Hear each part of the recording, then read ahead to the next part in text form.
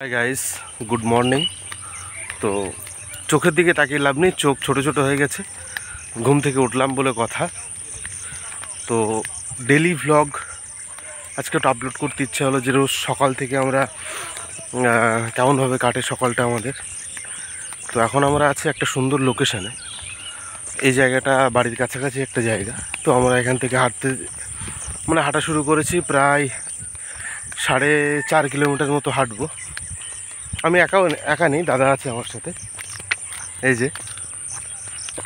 তো যাই হোক, দাদা বলো বন্ধু বলো আছে আমার সাথে, ভাস্করদা।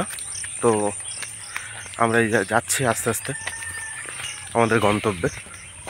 আজকে ভোটের রেজাল্ট সারা পশ্চিমবঙ্গে। তো 144 ধারা জারি, দেখি বাজারটার কী অবস্থা। আমরা বাজারের উপর দিয়েই যাব। তো সাথে থাকুন, আপনাদের সমস্তটা দেখাচ্ছি।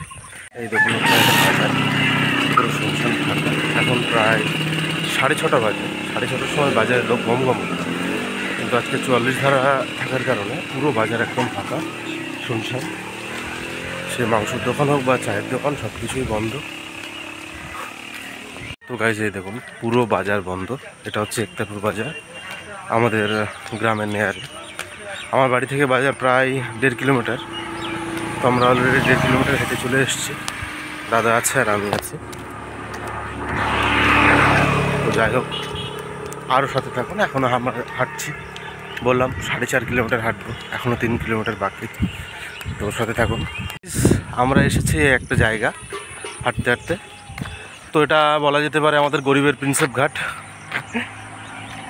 গরিবের ছোটোখাটো লেক হলে সেটাই প্রিন্সেপ ঘাট। তো রাস্তার দুদিক দিয়েই খুব সুন্দর একটা লোকেশন। আমরা সকালবেলা হাঁটতে হাঁটতে এদিকে চলে এসেছি, দাদা আমি। ওয়াকিং কমপ্লিট, আমরা বাজার থেকে ফিরছি।